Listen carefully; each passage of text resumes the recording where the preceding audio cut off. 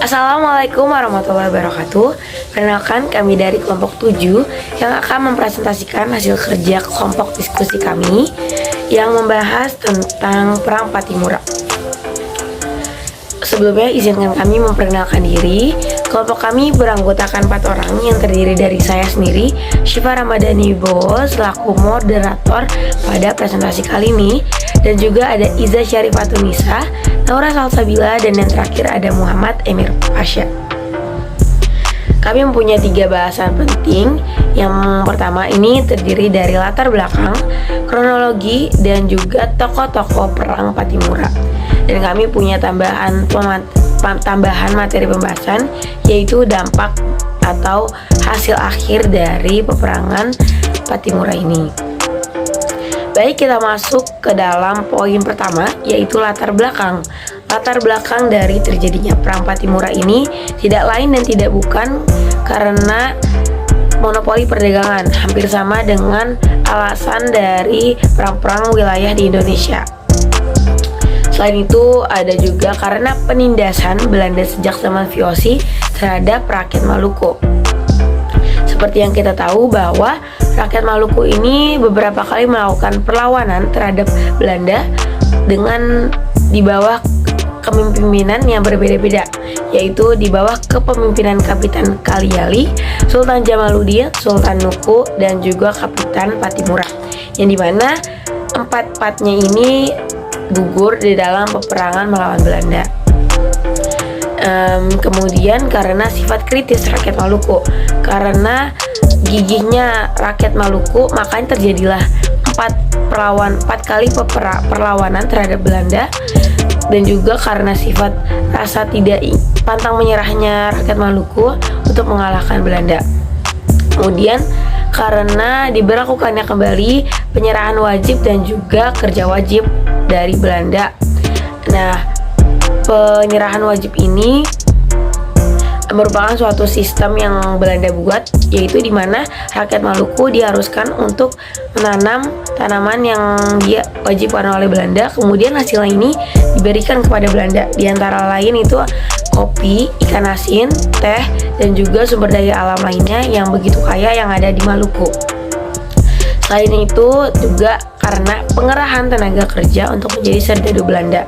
Jadi Belanda ini meminta para rakyat Maluku untuk menjadi serdadunya mereka. Sebab itulah rakyat Maluku melakukan perlawanan terhadap mereka. Sebab itulah rakyat Maluku melakukan perlawanan terhadap Belanda dan terjadilah Perang Pattimura ini. Pada bulan Mei 1817, rakyat Maluku mulai melakukan pertemuan-pertemuan untuk membahas strategi melawan rakyat Belanda. Pada tanggal 14 Mei 1817, rakyat Maluku mengangkat Thomas Matulesi atau yang sering disebut juga sebagai Kapitan Pattimura menjadi pemimpin perang.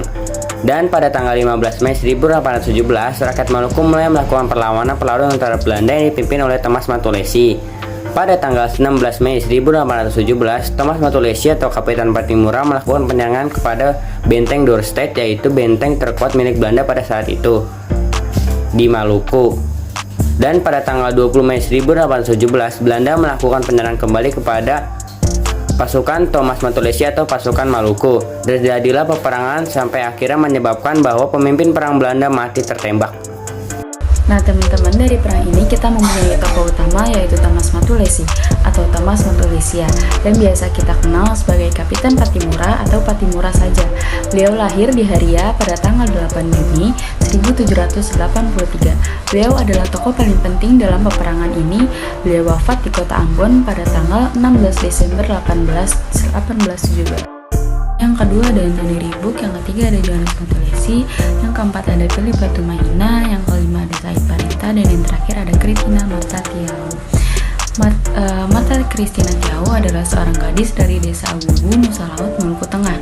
Pada usia 17 tahun, ia ikut mengangkat senjata melawan tentara Belanda.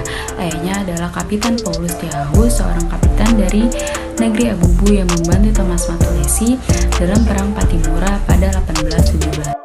Selanjutnya yang terakhir ada dampak dari Perang Pattimura. Yang pertama, masyarakat Maluku masih saja terikat ke Jerodi oleh Belanda. Nah, hal ini memicu akan terjadinya perlawanan antara rakyat Maluku dengan Belanda. Yang kedua, semakin kokohnya penguasaan Belanda atas wilayah Maluku. Yang ketiga, monopoli terhadap rempah-rempah semakin merajalela. Rakyat Maluku tidak bisa bebas menanam cengkih dan pala jika tidak ada izin dari orang Belanda. Bahkan jika peredaran rempah-rempah mereka ini terlampau banyak di pasaran, maka para penguasa tanah ini akan membakar tanaman-tanaman miliknya dan diberi uang sebagai gantinya. Namun hal itu tidak dirasakan oleh rakyat biasa. Hingga akhirnya rakyat Maluku ini sadar bahwa orang Belanda ternyata tidak lebih baik dari orang Portugis.